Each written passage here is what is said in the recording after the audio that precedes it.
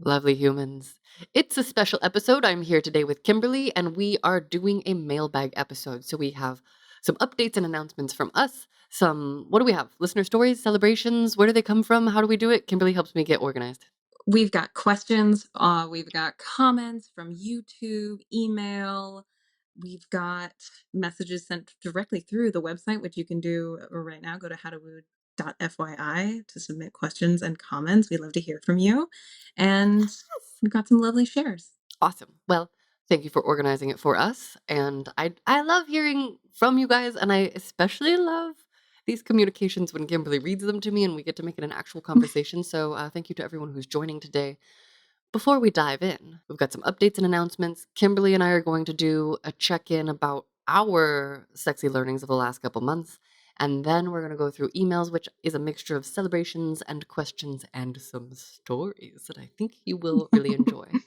So, without further ado, updates and announcements. It is September. It's officially September. And for anyone who has been listening for the past couple years, for anyone who has ever dabbled on OnlyFans, formerly Wildly, briefly Lunar Secrets, now Lunar Woohoo-Ha, I mean, all of them get you to the same place because they all redirect.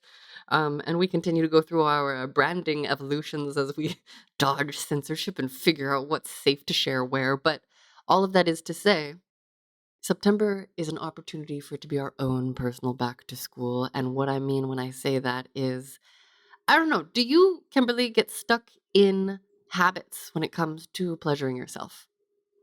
Absolutely. What are I your habits?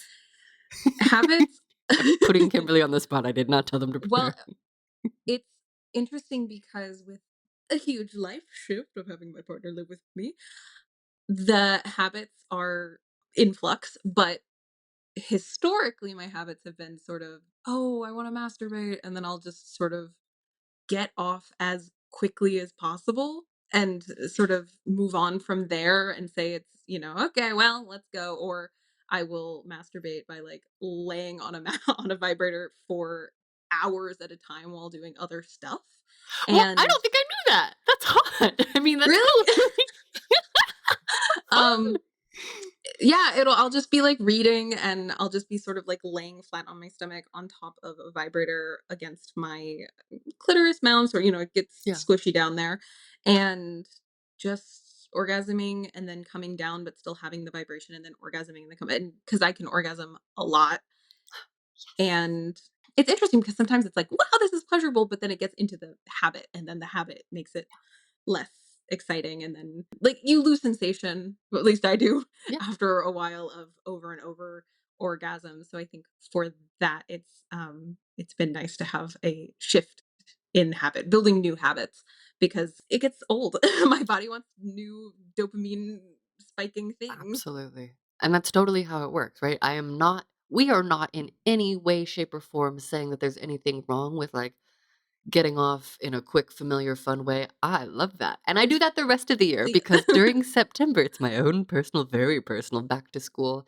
And I love spending every day edging. I'm spending the entire month edging, which means I'm not coming all month long as uh, to the best of my ability, right? So I absolutely am fucking partners this month. And well, I'll just admit, I've fallen off the edge once, maybe twice already because with external factors, as hard as I try, I'm trying not to come. And that said, more than ever in that case, I love taking the time. And I've been doing like 15 to 20-minute ones this year because I really Nice. am getting into the edge and I really love exploring sensations and exploring what it feels like in my body to not just get really, really turned on, to get really turned on, to stay there, and then to do the same motion, switch a motion, but I've been experimenting with picking different motions and seeing how long I can handle each one before it, inspires me to want to come, and then I try and stay on the edge.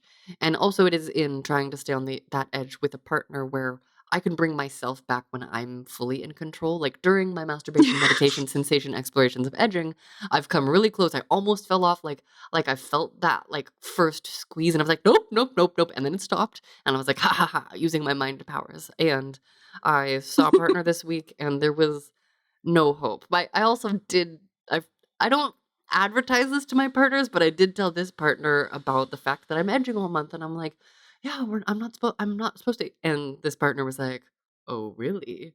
But is the rule the same with partners?" And I was like, "Well, sometimes I can't help it." And this partner was like, "Heard," and really, really wanted to make me not. But all of that is to say, it's another year of daily masturbation, meditation, sensation explorations of edging on onlyfans.com/lunar secrets or lunar woohoo ha. They get you to the same place. One of the many things that I've realized is that, when we are consistent as ourselves, even if that consistency means using lots of different names and brand identities, whatever, it's all fun. And then I have had a couple people like rediscover me in different places, which is a different kind of fun. So, whether or not you, sweet listener, are inspired to join me on OnlyFans, and I do encourage you to if you think it would help. Like, so we're also putting the audios on Patreon. Kimberly's going to do that in divine timing. And have those up, and last year's are still available on Patreon. On Patreon, everything stays up. On OnlyFans, normally my videos stay up for 30 days at a time before they kind of cycle through. You get 2 or 3 a week. Some of them stay up forever, depending on how naughty it is. This month, during the month of September, I am doing daily releases of the daily masturbation, meditation, sensation explorations, and they're expiring every 7 days. So if you see one that you really, really want to keep, you can totally do that. Message me. And whether or not you feel inspired to literally join me on OnlyFans, which supports this show, is the place where you can talk naughty to me if you want to do that. Although I would say most people don't. Mostly it's my pen pals who understand that my time is valuable and want to take the time to chat. And I will just say out loud, OnlyFans is not the place to talk about any of my in-person offerings. That is a no-no. That's very could get me kicked off the platform. So thank you for keeping it to fantasies and telling me about your naughty, slutty desires. And I love hearing when people are edging along with me and what they think of the different things. And I get really good feedback. Like one of my friend lover people was like, "You have really high production value." And I'm like, "It's me and my phone and my computer and my microphone. And I like to be creative. Part of it for me is setting up the puzzle of like, what's the shot?" And Kimberly, I think someday when you see some of the angles that I have come up with, even so far, I think you're going to be really proud of me. So I am very, very excited, and it's really fun. And as we're recording this, we are currently on day 3. So it is September 3rd today as we're recording. I am 3 edges in, and it's already getting hot, and I guess I already fell off once. I'm like, "Oh, I didn't make it very far." But you know what? That's Divine okay. timing, You can try again. right? I'm like, "Oh, man," and it'll only get more intense. Last year, I was able to make it 20 days without any orgasms before a partner, humped me off the edge, fucked me off the edge, literally. And and for me it's not about it's about having a goal. It's about doing my best to stay faithful to that goal, and it really is about what can I notice about my body. How do I notice how my breath relates to my pleasure sensations? I definitely have been encouraging partners, especially partners who are owners of nervous penises. When I notice them getting in their head about not coming, I instruct them to breathe in and out through their nose, often making eye contact. Sometimes it'll go into a little bit of a, it's not exactly a JOI, it's a FOI? Fuck fuck off instructions? Fucking them instructions while fucking. So, whatever we wanna call that with those letters, and that's been really, really hot, and so breathing makes such a big difference. Exploring with noise makes a big difference. I will not be using noise during this month because my goal is to not come, but I don't know if do you make noises when you're alone? Because I know that when I go into, like, a low, like, sometimes Mm, activating yeah. those parts of my body really gets me to the edge, over the Sometimes it edge. Okay. really depends on where I am Yeah. in the moment on the day. Usually I'm more quiet, but I don't know. Lately, when I've been masturbating, it's been a little more vocal, and I wonder if part of that is because my partner is also here, and it's like I'm more practiced being vocal when I'm having sex. So having So sex with sweet. myself also has more noise. I love that. And again, sweet lovers, if you are gonna edge all on your own, and again, I was gonna do like 10 minutes and then it just keeps ballooning out. It's closer to 20. So if you edge 20 minutes a day, whether or not you come at any point during the month, I love to know what you discover. You can submit little 5-minute voice memo if you go to howtowoo.fyi. That's our new umbrella landing spot for all the things. So stepping away from censorship, although we don't know how brands are going to respond to my lunar self, so we're figuring it all out.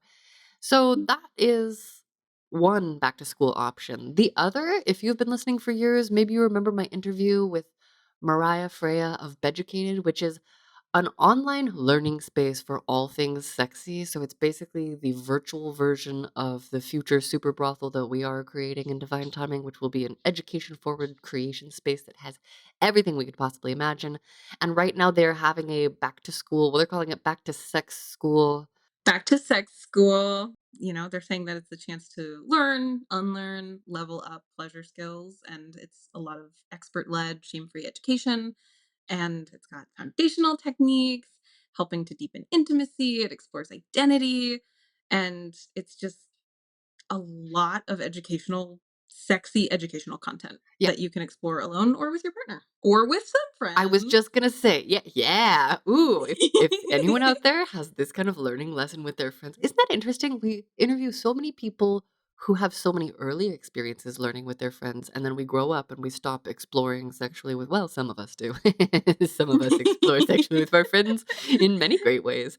But this is kind of like, yeah, this could be a grown-up opportunity of like the sleepover where everyone tells secrets and watches porn. And I will say it's helpful to have a partner if you are the type who gets overwhelmed. When I was by myself looking at it, because there are so many options and, they have different Yeah. teachers who teach similar subjects. And so you can definitely find different educators that resonate with you. And I definitely still have not made it through all of the many, many topics there. So it's fun too, because I definitely have played around watching with a partner a little bit and we got distracted. So whether you are a thorough completionist like me or a thorough completionist who sometimes gets distracted, it's really, really fun. And right now you can get 50% off the annual Beducated membership using our code LOVER, LOVER. So simply choose the yearly plan and enter the code LOVER at checkout. The link is in the description below, and they have courses beyond prostate. They have blowjob classes, yoni and lingam massage classes, dirty talk skills if you want to build your confidence and spice things up. And they have other self pleasure journeys available. So whether you are edging this September with me or want to go explore with lots and lots of educators or want to gift yourself lots of back to school, if you didn't go back to school clothes shopping or buy yourself any new backpacks or pencils this September, I highly recommend that you do. I mean, I always found it so exciting to like get my first day of school outfit and to get Yeah. my mechanical pencils back in the day when I used those. Now I like love the The felt tip felt ink tip ink pens, pens. the Papermate. Those Yeah. are my favorite pens. I love those too. You got me really into those. Oh, I'm so into them. I put them on my wish list. I'm like, they should be a sponsor. If only they knew how many interesting maps they've helped me. If only they knew how many drafts of super brothel visions I've drawn with those pens.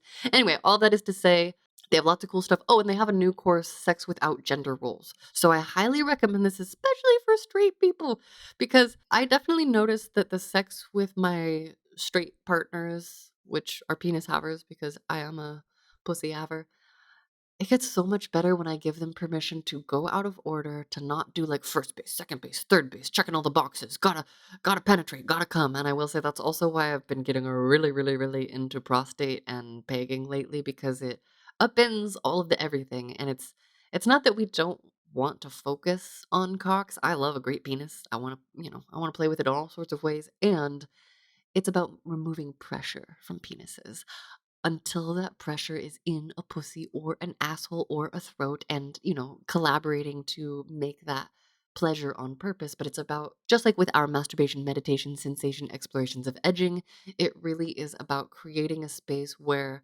how are we sharing pleasure in the present moment together? I'm pointing to Kimberly. Now that feels weird, like a weird work violation. We're across the miles recording virtually. Kimberly and I are comfortable enough that we can roll with that. Anyone else who's in a work situation, don't do that. Don't follow my example there. Um, and so setting time aside for myself to learn about sex related things where the goal, if there is one, it really is to learn and explore and to notice how our bodies today are feeling, I think is really cool. It's really hot, very valuable. Highly recommend it whether you are doing solo or partnered expressions. It would be so hot if partners out there wanted to edge each other together all month long, like, and not fall off. Because I used to call mercy, like, Oh. when I was in orgasm denial mode, like, that would be really, really hot. So, yes, Send me a message. Let me know how your edge is going. Or it doesn't even have to be while edging. I learn new stuff all the time. So the next time you learn something new about your pleasure or your body or communication or connection with a partner, let us know. It's super duper hot. Again, you can always message us through howtowoo.fyi. That's, oh man, is that just the first housekeeping note? What do we got to talk about next, Kimberly? Well, next, we are asking you, sweet listeners, to apply to be a guest on the podcast. Oh, yeah. Okay, so the origin story, the heart of this podcast, the origin story of my, at this point, sexpertise, my deep, deep explorations that created such a deep rabbit hole I couldn't have even imagined going down them, and now I can imagine going down on lots and lots of people because I have so much more experience. Anyway, we're so far away from from 2018 me that was like, I'll just like interview people about sex for a year or two, and then I'll learn more and I'll know some stuff. And truly, the more that I talked to you out there, the more I realized I know I am but an egg, as my favorite author Robert Heinlein says in Stranger in a Strange Land. I have only learned how much there is to learn. All that is to say, I have always loved the most hearing real sex stories from real people, hearing the details of sex lives, hearing how other people like to connect, what they need to connect, how they communicate. I'm realizing that my obsession behind sex stories, I wish I had understood that it was salacious. We would probably be in a different like financial win spot, and I might be not supporting this podcast with the in-person work that I do, but instead, have a whole different thing. And that's okay. We're creating that always together. And Divine what unfoldings. divine unfoldings, and what's clear to me is this really is a passion project and a labor of love, and it's really important to me, and I've heard from so many of you out there that learning to communicate in these private spaces in these very vulnerable ways is immensely valuable when it comes to participating in pleasure, whether solo or partnered. So I would love, if you've ever been out there listening thinking like, oh, someday I'll apply to be a guest, maybe I'll be a guest. Apply now if you're thinking about it. So, our goal is by the end of January to record a year's worth of episodes. So, by the end of January, to have stories recorded, because it's not time sensitive. Of course, I do get very, very, very excited to share your stories. And because of my insane travel schedule, I think the way to keep this podcast going with as many guest interviews as we would prefer is to have people apply to be a guest. We're going to do a little batch of recordings in November. So if you want to be invited to that, apply by September 30th. And then we are going to do a big batch of recordings in January. So imagine starting off your new year. I love these conversations because it really is a check in. And now, with recent past guest updates that we've done, I've had guests reflecting how they get to kind of use the original episode that they recorded with me as a time capsule for their own growth, for their own pleasure. And I personally think it's really cool to see how we change throughout the years. I know that I have changed so much in the 7 years since starting this podcast. And at the same time, there is a certain level of consistency, right? So that curiosity remains, my desire to hear people's thoughtful details remains the same. This is one of my favorite ways to speak with people at a deeper level, and I love hearing these details. So I would absolutely love for anyone listening who thinks they might be a guest. And if you're one of those people that's like, oh, I don't know, my stories wouldn't be very good. At least a third of all of the people who have previously been guests said that. And I was like, as Yeah. long as you're open to sharing, there have only ever been two podcasts that did not finish because those people realized halfway through that they were not ready to talk publicly about sex, and it was evident, and that's okay. And most people, if you will talk about like, what is sex to you? How do you feel about shame? Why is something sexy? How did you learn about sex? Personal or professional? Personal's always my favorite. Anonymous or public, we can change your voice if you need to. I really want to hear how you are learning. And I'm especially interested to hear from people whose voices we haven't heard before. And again, I Yeah. always love a good past guest update. So if you're out there still listening and we haven't done an update in a while, go apply. And you can visit sexstoriespodcast.com or howtowoo.fyi. Everything is going into the How to Woo funnel sooner. Sex Stories is, we think, going to stay alive. We might do a feed swap soon, so prepare for that branding switch. They're both going to stay alive. And we are really, really excited to enter a new era of this podcast where there is greater connection, more consistent communication with you guys, and these messages, you reaching out to us, is a huge part of that. So, if you would love to be a guest on this podcast, or if you know someone who would make a great guest on this podcast, I encourage you to apply. Tell all your friends. It is really fun. Apply by September 30th if you want to do November. Apply by November 30th if you want to record in January. And our goal is to get a year's worth of recordings. And if we don't, then we are just going to space them out as much as possible throughout the year, because my life is only getting busier with travel, and it's all great things, and I love this podcast, and so you can join me in making it a great success. And I love hearing your stories, and I love connecting with you out there on a deeper level. Getting emails is great, messages is great, having a deep conversation is my favorite. I was saying earlier today, okay, so you know how in love languages there's words of affirmation? I'm like, Mhm. I don't that doesn't do it for me. However, words are important, but for me, it's not words of Yeah. affirmation, it's words of information. I connect by Mm. exchanging information with people, and I know that's kind of an autistic thing, so, uh, well, if it walks like a duck and talks like a duck, we say maybe she's probtistic. So, apply howtowoo.fyi, sexstoriespodcast.com. It'll all get you to the same place, and I look forward to hearing the details of your delicious sex lives. So, now that our housekeeping points are out of the way, Kimberly, would you pretty please like to share your sexy slash relational slash connection oriented learnings of the past few months with us? Like, what have you Yeah. been discovering since we last chatted? So, huge life shift of my partner now living in the same space as me, sharing a bed every Woohoo! night. Wow.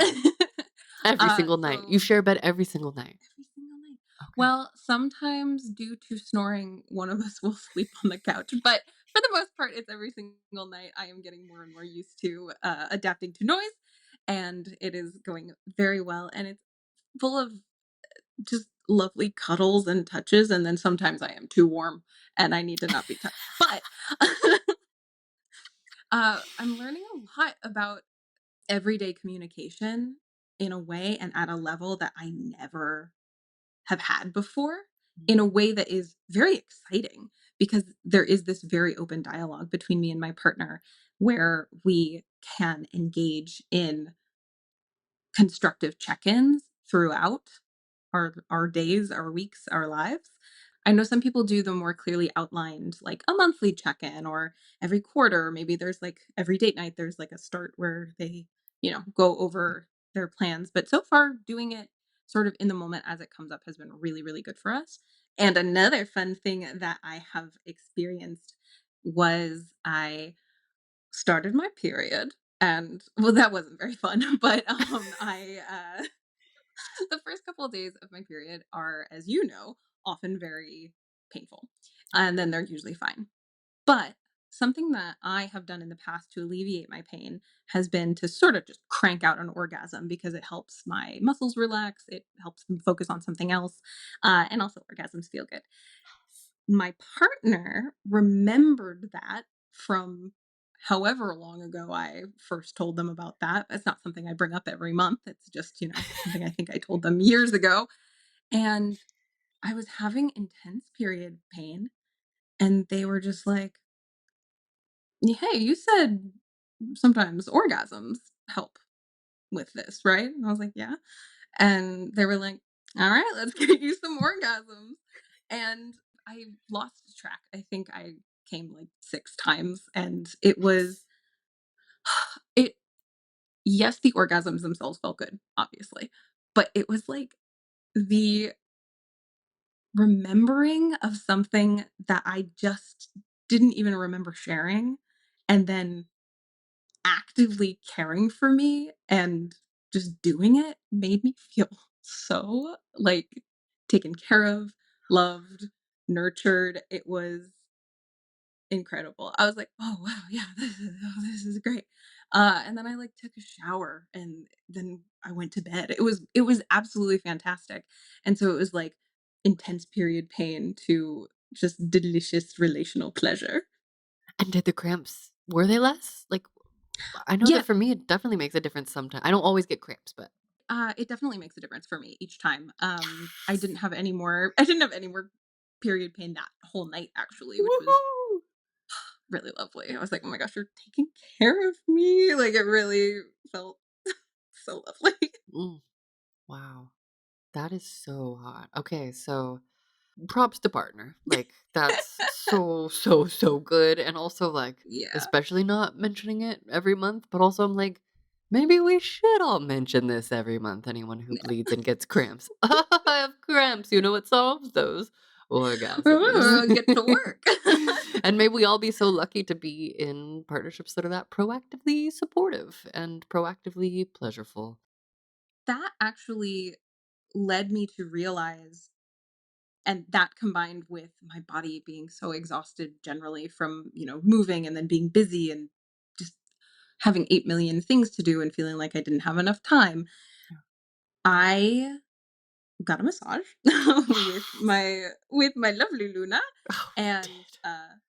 I mean, not from you, but we, jointly, We went on and a work retreat to the spa, and we talked about yes, work, and we created a work appropriate pleasure because that's how we roll. and it was great. It was so It's great. lovely. But in and around that, I have been noticing being able to better describe the kind of touch that my body likes, noticing that I really like and appreciate conscious touch rather than a distracted arm around the shoulder is still nice and lovely, but like in everyday partnership, noticing that the moments I feel cared for and touched is when it's like, oh, a hand on the shoulder, like squeezing a muscle, like to warm up a muscle, is so much more. It's so juicy for me. Like it feels so good. And so I have been better at communicating that because I had that realization, that clear connection. And I've been able to talk about that. And then my partner has then put that into our everyday lives where they will like, if it's a foot rub or if it's just, massaging a hand after I'm crocheting. Like it is little things where if I say something, there is that care almost immediately from them. Like the period pain solution, it definitely feels that it's part of that. And also noticing when they do it and maybe they're not realizing it, it is just so lovely because it feels like it's truly like a life of nurturing and co co-love, mutual Yeah. love, yeah. Oh, that is so beautiful. And like, what a great way to start off cohabitation. Like, nurturing cohabitation and discovering that through, I mean, not even through a September's edge, no edging necessary, simply feeling that Well, touch. some edging has occurred, but not not as concentrated yet. Well, I guess it's true that conscious touch could be a form of edging too. And that's an interesting point too, because I think for me, receiving and giving non-sexual intimate touch does release oxytocin, so it is of course Yeah. bonding. And I almost feel like there needs to be a balance. Like I need both. I love sexual touch. I will go straight for genitals and nipple. Like I can totally be guilty of that. Like they're targets with magnets in them. Like my mouth just wants to go blah. So, I definitely make efforts to, especially in erotic situations, to wake up my partner's whole body. And, in certain contexts, that is part of the actual offering that's on the table. So it's easy to practice remembering to do that. And then in other cases, especially when I'm in situations with partners in a broader context where we might be hanging out together for the day, or simply, we might fuck later, we might fuck in the morning and noon and night, and in between we are doing different activities or enjoying life together in these various ways. And that's when maybe equally I love giving and receiving, like, especially, like, head scratches, like fingernails on the head, or like Mhm. like a gentle squeeze on the back of the neck, or even just, like, massaging earlobes, like, um That's yeah, so good. I it's love that. so good, yeah, yeah, dare you to do it to your partner and let me know how it goes.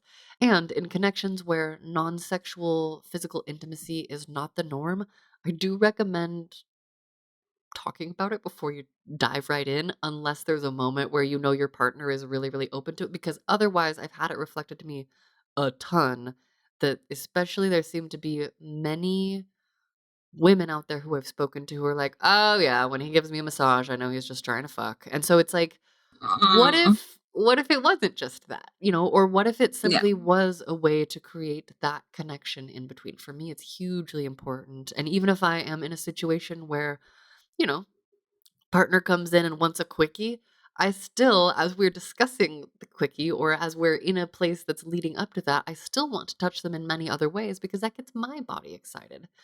So I love that Yeah. you are having that in your life, and I love that you're able to articulate it. Now, here's a question: is it getting easier to articulate because you are more able to notice, because of proximity, because you now have the words for the things you can notice? Is it like, what makes it easier to ask for? I think it is in large part because we are with each other all the Yeah. time now. Like when we were long distance, I think it wouldn't necessarily have occurred to me. So because we are together all the time, I can then notice what kinds of touch light me up more than other kinds of touch.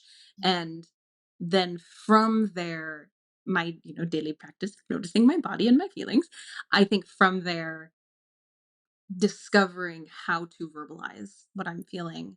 So I think it's all connected and has each led to each other. But I think the main thing is being together in person then knocked the other dominoes down for me to understand in my own body what I enjoy more. Yeah. And then, like, does the feeling around when to have sex change for you now that you live together? Is it like, oh, it's always available? So, like, or is it like Yes. overwhelming? Because It's didn't you guys used to always have sex when you see each other because of long distance? Like, what do you, yeah, what yes. were you gonna say? So we've been talking about this because we're like, wait a second, now that we're always together, it doesn't feel as special. And It's like then we were trying available. to, Yeah. yeah, because it's like always available. And it's like, well, then when do we decide to do this?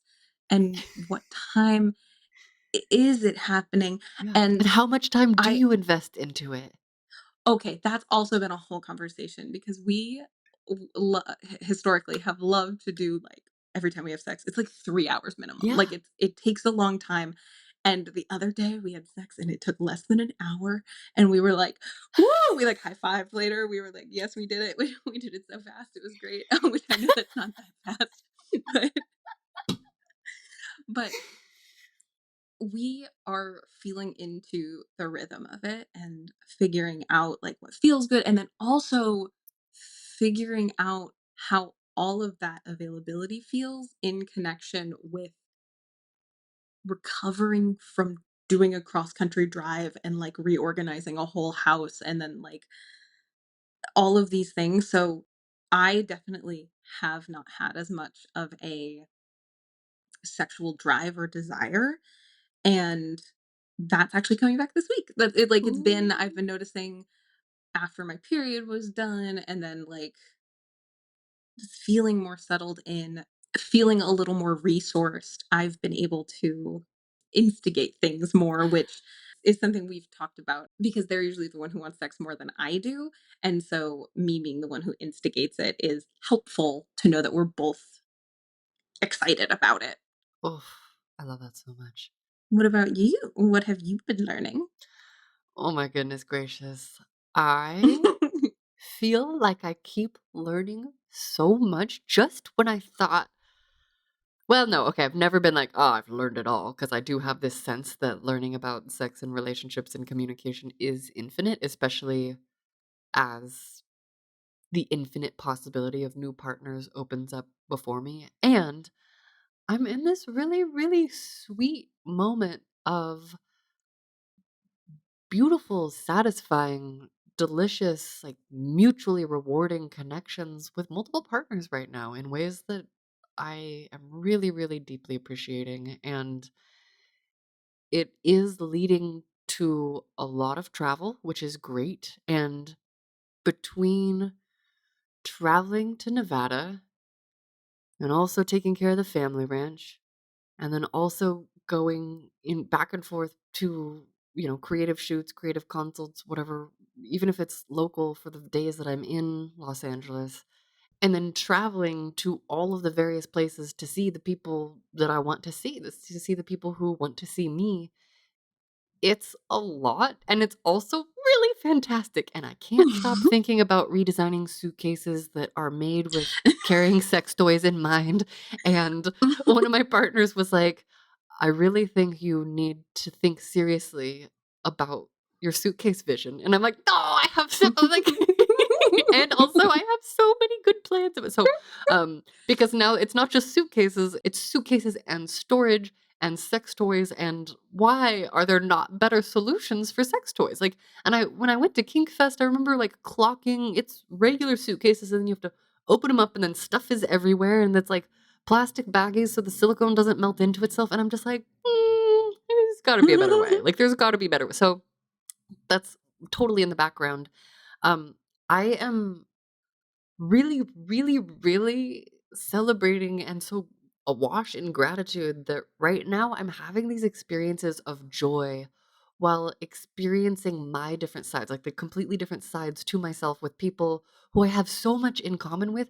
And our dynamics are completely different. Like the part of me that is a non monogamous lover human is like, oh my gosh, like I get to be around these partners who we all have so much in common in certain ways, but like then we're so different in other ways. So, like with one partner, I have reached, I think, the deepest level of kink dynamic where I am the dominant. Like, I have the sweetest submissive. I have a few submissives, but I have one who I mean, in both literal and metaphorical ways, we've reached some deeper levels lately in a way that feels so fucking joyful. And I feel so deeply cherished as a top. And it is also so wonderful to, in an extended way over the course of various time, be able to provide this container, this sensation, this dynamic that past me has found so nourishing. Even though I'm not in the same sort of kink dynamic as a submissive at the moment, I also then with other partners am getting to experience like my mistress side is totally being fed by the other part of me that in these other ways can fully like chill and follow along for the ride. And mistressing also has been in concert with more pegging and prostate play and pain. However, I also am really getting into prostate stuff as a service oriented bottom. So I identify Ooh. as not just, I don't know, power bottom, super switch. Like I mean like when I'm in bottom space, like I am a power bottom. And I'm also a literal power bottom when we're doing anal, like butt slut power bottom. But um I'm also like I think it's so cool to experience different energies while doing similar physical acts. And then because each body is so different and other bodies fit together with my body different, the energy is different. It's like so hot, you know? And so I get to be a programmable robot with this partner and be more submissive. And then with my other partner, we get to share the joy of like loving adventures, loving photography, you know, talking about these other trips we want to take. And in the meantime, just being cozy and chatting. And like I have one partner who neurotype wise, we're very, very similar. Like they are so excited to give me huge information dumps. And I'm like, I can track you and I know what it feels like to want to deliver all of this information without a tone. You know, and so it's like really nice to be able to just be me. And then also like attracting other biology related or neuroscience noodle friends is hot. And then getting to fuck these people and I'm like, you know, and then that's on top of the virtual muses who are playing along with me already in the first couple of days with the September's edges and like getting to know people through OnlyFans and like virtually dating. Like it's so wonderful to be in a new era of feeling so deeply appreciated in so many ways and so deeply satisfied. And also my pussy is literally, in a good way, swollen right now because I've been fucking so much. And like I don't know if people can tell on the masturbation meditations, but like I can feel it. Like when I touch with my fingers, Mm. I can feel because I've been getting, you know, it's different types of sex and some of it is very poundy. So that's what's been kind of on the whole specifically. Kimberly, I got to introduce one of my lady lovers to her first strap-on experience. And so it started first where I was wearing the strap, and so and she saw me in a picture wearing the strap and was like, "I wanna try that." And so I was like, I'll bring it the next time we see each other." And so I strapped up and I was, like, fucking her, and we were playing with her and her husband, and so she got to be spit roasted between us, and then she was, Oh like, my god. so excited, she's like, "I love your cock, I love your cock." I was like, "Thank you." And then I was like, "Do you wanna try it on?" She's like, "Oh, no, no." I was like, "That's okay, you don't have to." And then I was like, "But is any part of you curious? Because I had Gigi was the person who strapped me up for the first time, and there was something really sweet and hot and cute about having my girlfriend, like, put a cock on me, and then I, like, walked around in a t-shirt, and I, like, whipped it out on the table that was mirrored, so it was, like, very, very fun, you know?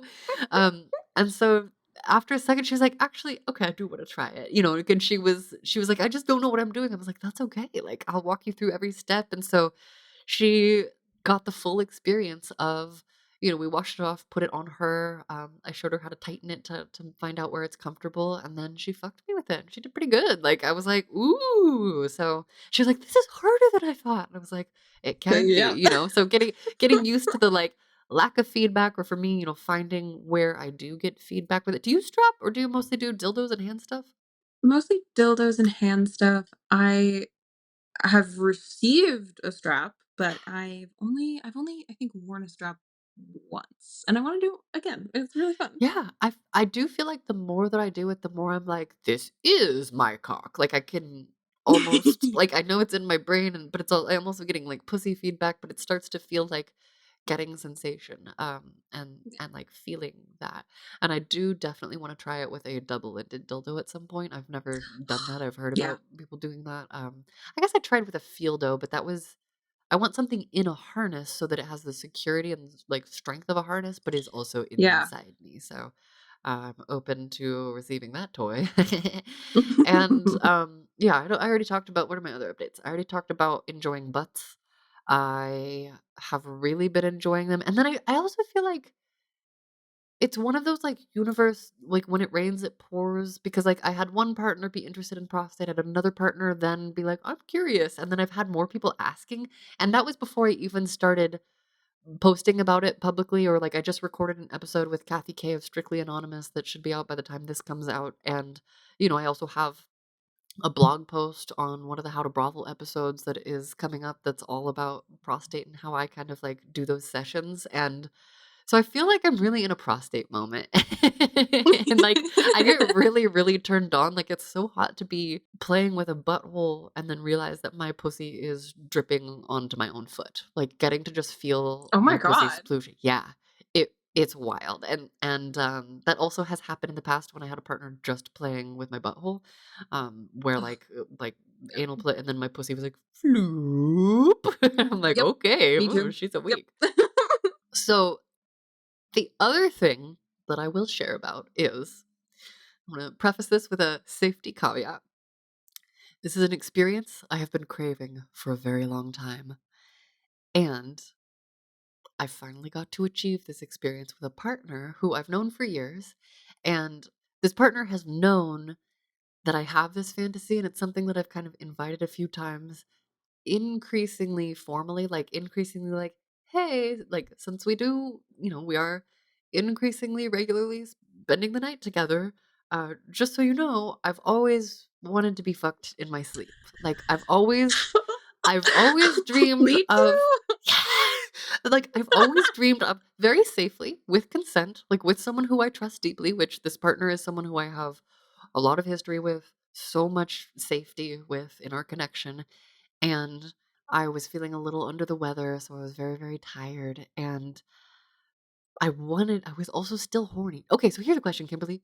Do you still get horny when you're sick? Like, when you're not feeling great, do you still get horny? Not usually, Right? but I also don't get sick that often, and when I do get sick, it is a whole thing. So, not usually, no. Are you normally still horny when you get sick? No, but this is another case, I think. I mean, I don't have enough data point. Like, if I'm by myself, no. But I feel like Mm. Kimberly style, this is where I'm like, "Oh, I'm having proximity to this partner." And 'cause it's been a decade since I was in any sort of, like, committed partnership where we would spend the night with each other regularly. Like, that was, like, Mhm. pre-South America 25-year-old me, you know? And so I only had a couple experiences when I was with my first dominant where we like, I think 2 experiences where we spent the night together. And then, so I Mm. haven't had a lot of overnights until recently. And, before going to bed the other night, I was like, "I'm so tired," but I saw his cock just lying there, and I had to put my mouth on it, but then I was, like, too exhausted and fatigued to be vigorous, and part of it was that I was so excited. I was traveling, and I was so excited. Stayed up a little later than I should have packing because I always have packing. What do I have? A pecking squirrel. I always go into a packing swirl that includes some resistance. I'm like, I don't, which sex toys should I take? I feel like it's mostly like, what do I need? What do I really, what will Yeah. I? And I forgot my butt plug. Like, I forgot I was going to bring my anal dilators on this trip, but it's okay. It's No. okay. I'm like, we can always visit a sex shop, but like, anyway. So I stayed up late packing, and then I woke up unnecessarily early out of sheer excitement, and then my flight was delayed several hours, and then, I landed, I got to go hang out with some friends that were really fun, and then I got to see my partner. So, like, it was a whole lot, and I didn't realize until, like, later that I didn't go to bed until past 3 a.m., which for me is ridiculous. Like, I am like Yeah. 11 p.m. is late for me, midnight if I'm at the ranch. Like, if someone comes in late and requests me, I'll show up, and I'm like a sleepy baby, So, I was extremely excited, and then I was very fatigued. All that is to say, I ran out of energy to play, and I was like, "But I wanna fuck you. Can you just fuck me?" And my partner was like, "Well," and we'd done this before, "What if you just fall asleep with me inside you?" And so we did that again. So I was playing enough to get things hard enough and getting myself wet enough to just insert and then really, really cuddly. And I was like, as I was like drifting off, I was like, "And you can keep fucking me though." And then, and we had talked about it, and so then I was, like, definitely falling asleep, and there was some, like, gentle movement, and then I fully fell asleep, like, I fully was just passed out, and I don't know Whoa. how much time went by, but a little while later, I woke up, and I was being gently fucked, and I remember being like, that's so hot, that feels so good," And so I remember waking up and being like, "Oh, it's my dream come true." Oh, and then I fell asleep again, and, like, I kinda woke up a little bit later, and then in the morning, and I remember kind of, like, kissing and, like, being really cozy and just being like, "Ah," and receiving, a deep, deep level of receiving, and in the morning, I woke up and I opened my eyes, and my partner just had this, like, grin on his face, and then recapped how he was in me, and we were gently thrusting, and then he heard me start to softly snore, like, he pays such close attention to my body in all of these insane ways, not just sexually, like, my posture, and he is so Yeah. perceptive, like, the day after pounding when my pussy was a little swollen, we were playing a little bit, and he's like, "Oh, I can feel how, like, swollen this pussy is," and I was like, "You can feel it?" And he's like, "Yeah." So he heard my breathing change, and then he just stayed still until then it got even heavier, and I started to, like, not just breathe heavy, but then snore, and so then once I was snoring, he was like, "I was navigating it with myself as much as I was navigating it with you because I'm like, does this make me creepy?" And I was like, "I've been begging you, like, I've been really asking for it." He's like, "I know." Yeah. I was like, "I asked you before I fell asleep too." Like, you know, um, Yeah. and he's like, "I know, and that's what made me go for it." And he kept it very, very gentle and really, because also I had a swollen pussy from all of my excitement and my reconnection celebrations. And so that was really hot. And Yeah. and the aftermath, getting to hear him describe it then and describe how he played with me, it's not just about like, "Oh, I got fucked in my sleep." It's I have a partner who I feel safe enough with and who I know there's enough mutual care and trust and desire and an overlap that we can do that. Because let me be really Yeah. clear. If I was spending the night with anyone else and they were like, "Oh, I heard that she likes this," blah, I'd be like, "Ah, get out, rapist!" Like that would be a very Yeah. No. different, like, context is Yeah. everything. And so navigating that, even with someone who, like, that night before I fell asleep gave permission, there was still pause and thoughtfulness, and I was like, "Okay, thank you for being gentle because I was tender in these certain ways." And the next thing we get to cross off of our bucket list is next time wake me up with vigorous fucking, because he said he definitely held back, and he's like, "I feel like I could have come with you. Is that creepy?" And I was like, "Not when I'm begging for it, you know?" So there, yeah, Oh my those god. are, yeah, the big updates, and I feel like I just keep learning so much. Okay, well, I could talk forever with you. Yes, Now correct. now that the intro's out of the way, let's get to the meat of it. Yes. So next we have stories, celebrations, and questions from our lovely listeners. And this includes celebrating, and I don't think I've told you this yet. We got 2,000, aka Woo Thousand, according to my partner, 2,000. subscribers. Woo Ooh, Thousand subscribers on the How to Woo YouTube channel, which is okay. very exciting. Great. And some of these lovely comments are obviously going to be from that channel. Oh my gosh, amazing. Okay, I'm wigglebrating that, and I will. I think we should also wigglebrate the fact that the Sex Stories original channel is Yes. still standing at 11,000 ish, plus a little bit more. Mhm. So those that's I mean, minus any of the episodes that YouTube took down as its AI improved and the algorithm started just teaching me what was like really really YouTube taboo. I didn't know. We didn't know. Mm. Their guidelines are We didn't unclear know.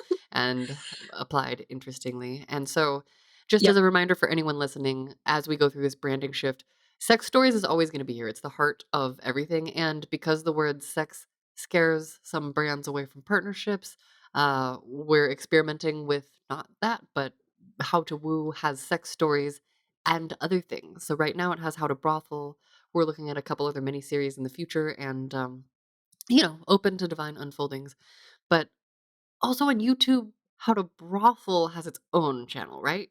Yes, because Okay. we wanna make sure that if a How to Brothel gets taken down, the whole channel gets to stay up. Yeah. So if you're ever like, what are all these convoluted branding evolutions? It is ridiculously actually from a logical place. And it's Yep. us figuring out which version of me it's safe to be in which places. We don't know how brands will respond to Luna, and and so we might, and it's all fun because also I'm like at the end of the day when people are the right fit for us, we attract the right for us people, right? And so that's happening Yeah. more and more as we are our authentic selves. That is the whole point behind all of this is communicating openly and being our real selves and allowing ourselves to grow and change and be who we are. So yeah, there's a How to Brothel channel if you want to focus on only that one. There's How to Woo. I know for a fact that the people who were never aware of sex stories, who were introduced to How to Woo first, quickly find sex stories because YouTube knows, the algorithm knows that it's the same person doing the same thing with different names. And it just feels so good to connect with other humans who have the same curiosities, whether that is loving like the nerdy formative learning details that different people have around sex, whether it's like brothel curious information loving humans, whatever form it is, connecting with people who Yeah. care about sex. That's my favorite. So 2000, okay, that's pretty good considering we just started that Ooh. one. That's beginning of the year. Yeah.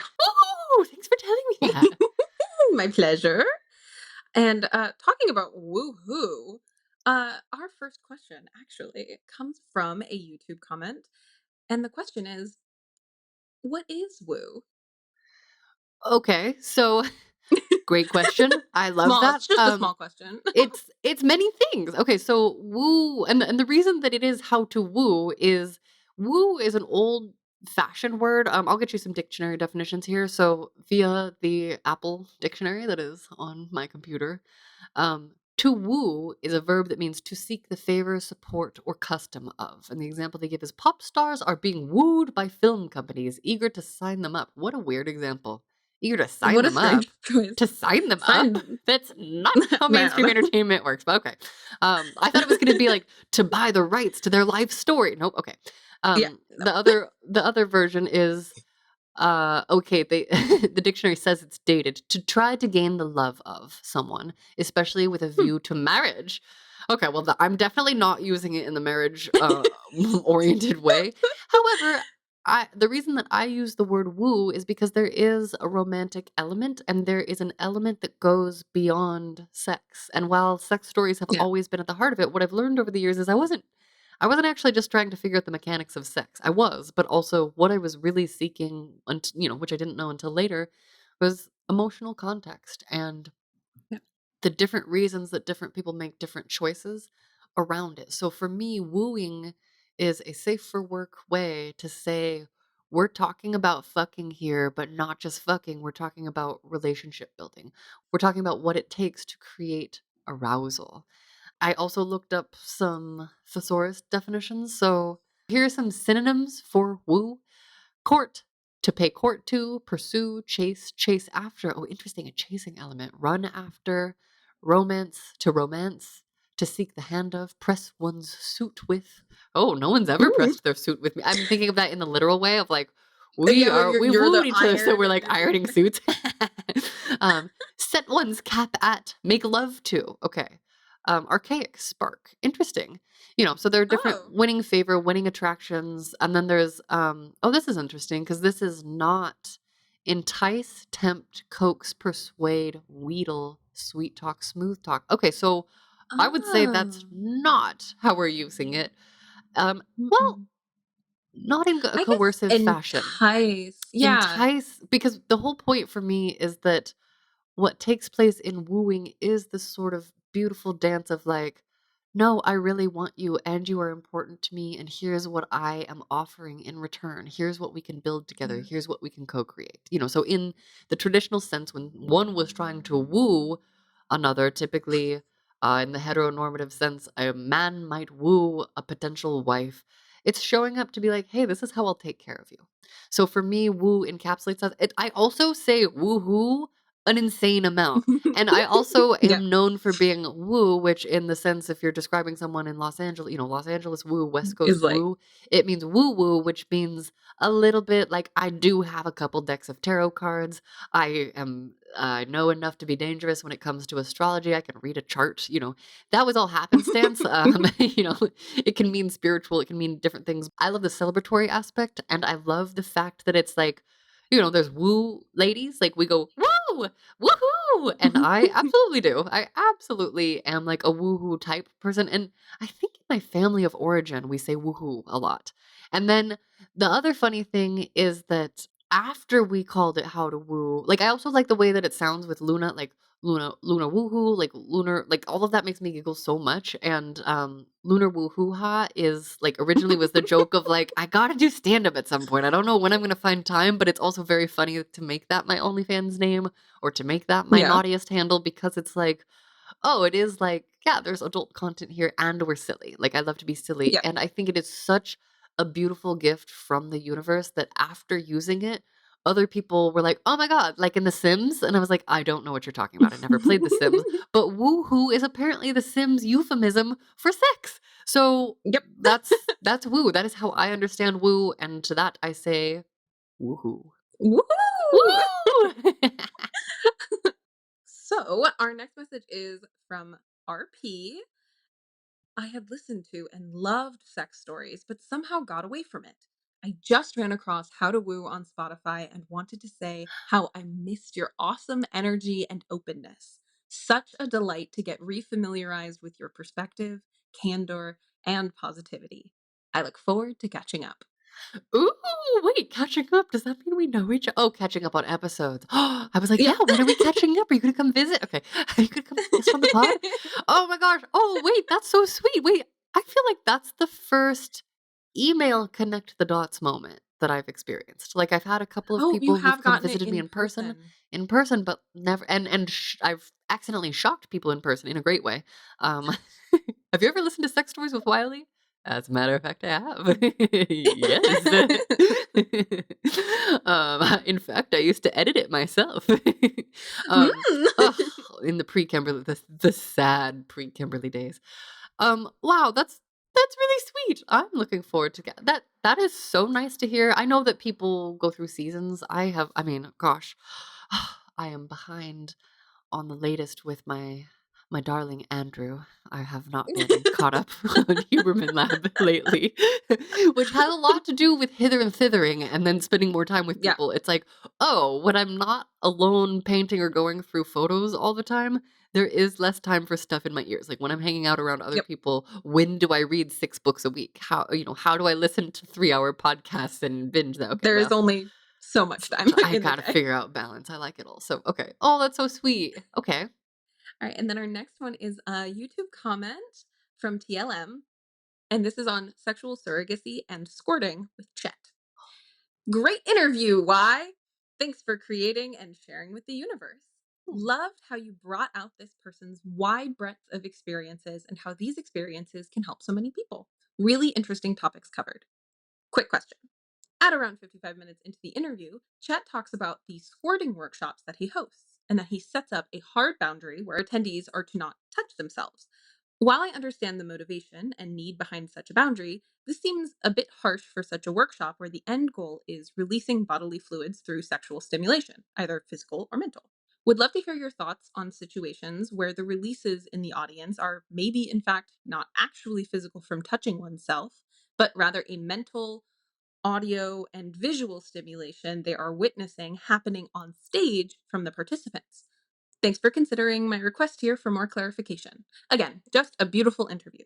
Very inspired by the love, kindness, and compassion shared in this episode. TLM. TLM, how wonderful. Okay. I think this is a totally fair question, and I think it comes down to what irresistible invitation is on the table. So, what kind of space are they curating? And if I remember correctly, Chet was curating a space that was meant to be more explicitly educational, even though it was erotic, versus Yeah. something of erotic energy exchange. So, this is a Mhm. nuance that I spend a lot of time explaining, especially when people write to me at the ranch. Erotic exchange of energy is very different from being explicitly erotic. There is a lot of conflation because we live in a society where there often are not clear boundaries set.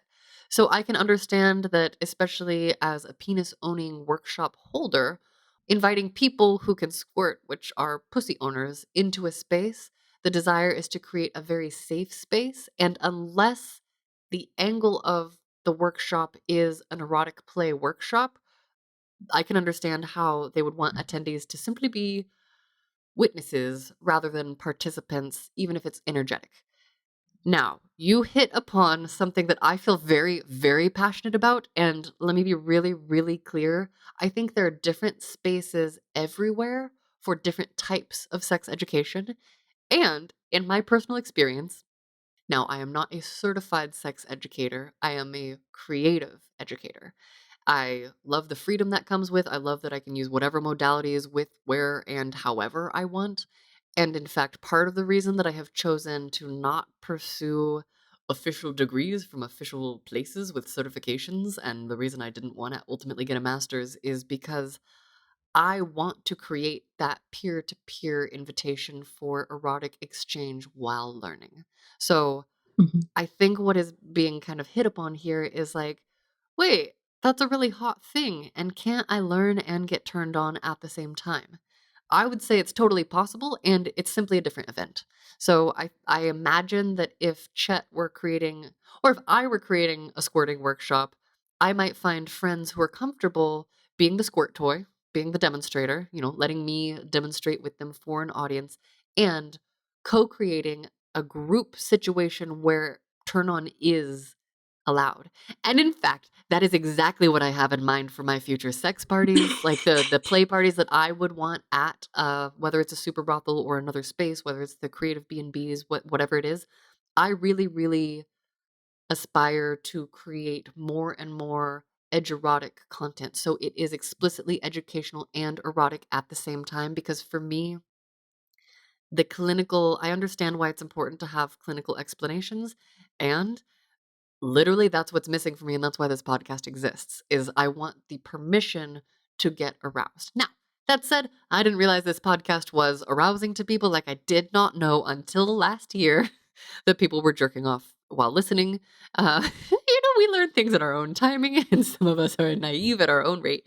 And that said, I guess I would guess that that's the reason, and I can totally see it both ways, and I think both have value.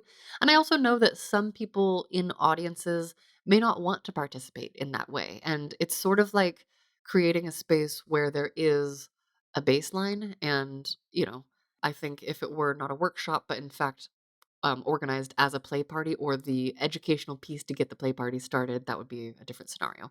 Any additional noodles on that, Kimberly? What do you think?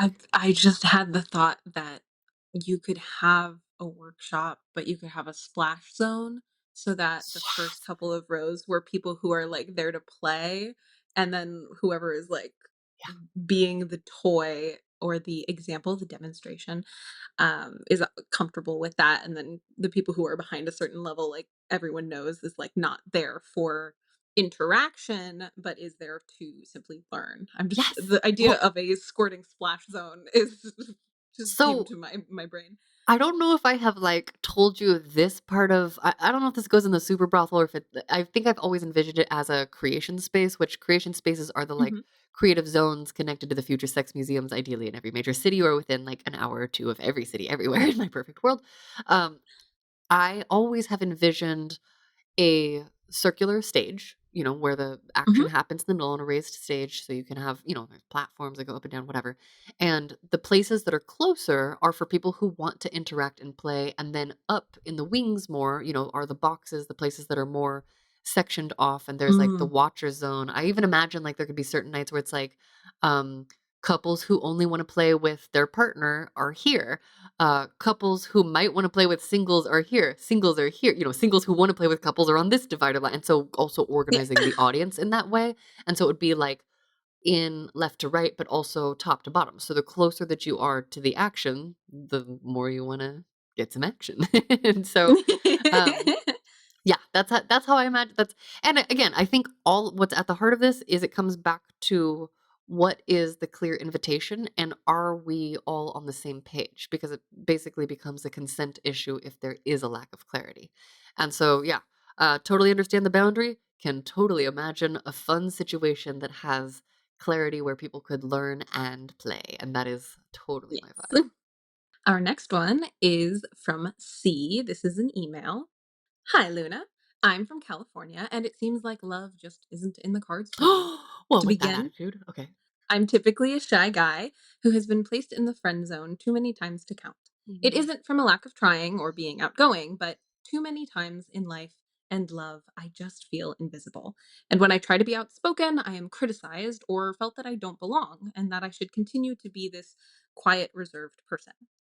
The truth is that I want to embrace a wild, crazy side of me, but because of cultural societal beliefs, I don't want to bring shame, disappointment, or embarrassment to my family. As I approach another birthday celebration in a few months, I am torn to share that I am still a virgin at 40, almost 41, and have yet to experience that first kiss. Mm. It isn't because of any religious or spiritual reasons. Part of me wants to have that experience. But if I want to be true to myself, I am someone who wants it to be meaningful, memorable, and special.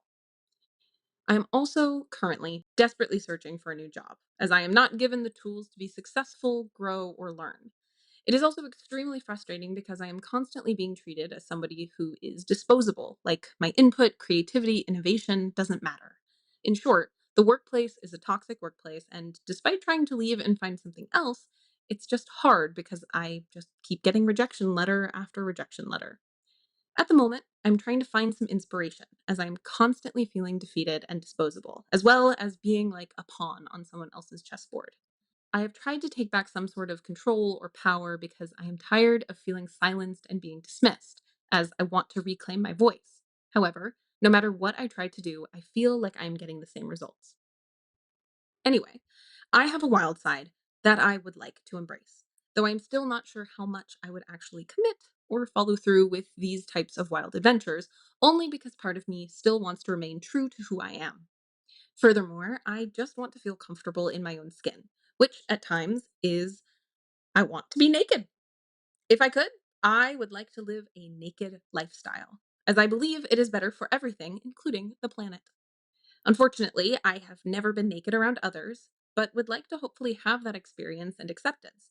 Though ideally, I prefer if it was around a female group compared to other males, as I can have that feeling of self consciousness and inadequacies.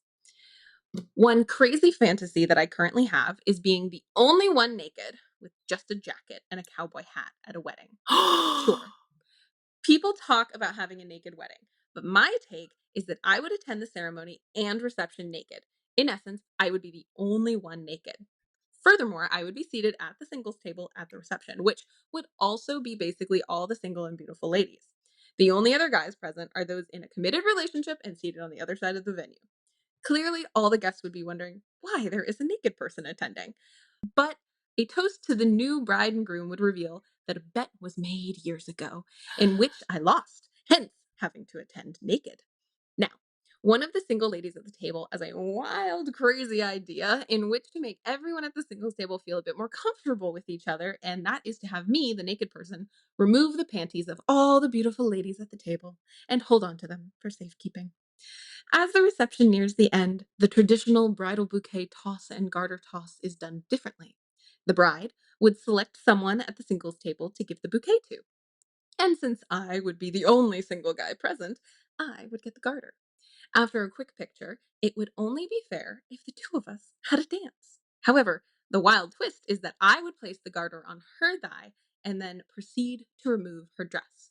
Basically, we would be a naked couple. Afterwards, we and the rest of the single ladies from the table would proceed to an after party in which I would carry my newly naked single girl over the threshold, and then I would get to remove the remaining clothing from all the other single ladies, thus creating a naked party with so many beautiful naked single ladies. Maybe things get steamy after that, and maybe more fun naked adventures the next morning. Anyway, it is just a crazy fantasy. Thanks for the opportunity to get the chance to connect with you. I hope that love and the possibility of being surrounded by beautiful ladies and a naked lifestyle is somehow in the cards for me. With love, C. XOXO. Oh my great goodness. Wow. Okay. There's so much to respond to there. First, I want to celebrate what a beautifully detailed fantasy. And thank you for sharing that. Like, that's so fun. I can absolutely see that being like the seed of a porno. And I mean, we've heard of clothed female naked male kinks, proclivities. I believe Brett was the person we interviewed who shared that he has that. And then Mistress Luna also was very, very, very into that. And I, as a mistress, I have been in, I mean, my current dynamic that I'm in, I ironically don't get naked. And so it is very funny, and it's appropriate for that connection, right? So for the right reasons, I absolutely love wearing clothes. Especially when a partner buys clothes for me and they are top notch. They are, none of that cheap polyester shit that is itchy and makes me hot and sweaty, and I can't handle that. But when it's an elegant cat suit that leaves me feeling and looking smoking hot and it's soft and nice, yes. Not velvet, certainly not fake velvet. Let's be very clear. So all that is to say, I feel like this is like not just clothed female naked, clothed wedding naked male in a cowboy hat. I love the Yeah. detail of the cowboy hat. I am curious about that. And I love the depth of this. And I also love that in a situation where it sounds like there are many, many ways where there are feelings inside that are not as empowered as you would like, to create that for yourself in that story, sharing that. I think that that really is the way that we organize our energy to call in more of what we want. So that said, Yeah. I'm not going to go into super therapist mode. Like I would say, a lot of the stuff at the beginning of that message is the type of stuff that I work on with coaching clients, and also maybe better suited for actual therapy, because it sounds like there might be something to process in EMDR or to explore through parts work of IFS, internal family systems therapy. I'm a huge, huge fan of those modalities. Like EMDR is really, really great for, especially if there's been an acute trauma or patterns of trauma. So when patterns keep coming up over and over again, I had my own journey with understanding my degradation parts and understanding the part of me. I used to also be a person who used the word try. I'm trying, I'm trying, I'm trying. And I heard that a lot in this message. And I have replaced that language in myself with I'm practicing. I've invited Kimberly Mhm. to join me in like powerful language reframes. And so we say things like, we're in a new era in which XYZ, whatever it is that we're calling in, whatever it is that we're practicing. And I want to make sure that in sharing this, it's not negating the pain because also like, I know it's a comedy. I know that sometimes people are like, "Oh, you take comedies too seriously. It's just a joke." But like, fuck 40-year-old virgin because I know so many people that have in their brain this extra layer of judgment that's more about like being a 40-year-old virgin because of that movie, because of the like social things that go along with it, rather than focusing on like I really want to have a satisfying connection with a partner where I can express love physically. Like it makes it about like, oh, I gotta swipe my V card. Oh, I gotta get this box checked off, rather than having us focus on what sort of connection do we want to make. And I would also put like the idea of being friend zoned in a similarly kind of like toxic trope narrative. And I understand that it's painful. I too have been there. I got rejected so much growing up, but and it's confusing, it's sad, it's painful, and there is a different energy that comes from a romantic connection than a friendship connection. And I say this as a person who does often fuck her friends. Like, it's a different container. Being in the friend zone Yeah. isn't bad. It's a different thing. And when Yeah. two people are at such a different point in where they are in the connection, to me, that is indicative of a lack of clear communication on one or both sides, maybe a lack of clarity about like why we're investing in a relationship. And I've heard from many of my lady friends, like, I don't know if you can really have experience with it, but different versions of like, oh, he didn't even really like me. He was just trying to get something. Like, he didn't even want to be my friend. It's this, I think that is similarly Yeah. toxic because it's not true. Like, I have had plenty of people, some of whom later became lovers, but early on I was like, oh, I really like that person. And they're in another connection, or they don't see me that way, or, whatever XYZ logistics reasons. It's like, and so I'm like, but I care about them so much as a human being that no Yeah. matter what happens, I mean, your relational origin story is with a friend. Yeah. And in those moments where there is a container shift, I think it requires both like mutual desire and also you guys had a really clear communication Yeah. about do you want to Yeah. explore more together, you know? Yeah. The day they were like, if if anyone was ever flirting with me, I'd need them to be really clear, like if they wanted to ask me out. And I was like, yeah, me too. I would need it to be really clear. And then I had the realization, I was like, oh, I like this person. And then the next day I was like, hey, so I'm attracted to you. I'm interested in exploring things further. I think we were both on the same page, and we were. So it ended up working. Amazing. But very very silly, and I didn't realize that we were both doing that at the same time. I was just being honest of like, yeah, I would need it to be really obvious. Yeah. And then I made it really obvious. So it worked out in that instance. She's like, wait a second. I think we're onto something here. I mean, and how beautiful. And that's an example of like a case where it was successful, everything worked out. And, I've been in lots of situations where I did not know how it was gonna go, and in fact, the person did just wanna be a fuck buddy. And so, that's the other thing is, like, sometimes it's like, okay, well, maybe we will be friends and maybe we will also fuck, and also then where does that lead us? So I think No. I really would push back on the idea that being in a friend zone is bad. Now, that said, if we find ourselves in a friendship that only exists because we're hoping that it's romantic, I think that we perhaps need to get a little bit more honest with ourselves and our friends about that and make different choices because behaviors are different. Like, it is very different to woo someone than to be their friend. Like, I'm gonna go out and well, I don't know. I do like to be generous and treat my friends to lots of things, but not in a way where I But expect you're so anything out of it. clear about it. I'm so clear about it, and also it's just fun. It's just really Yeah.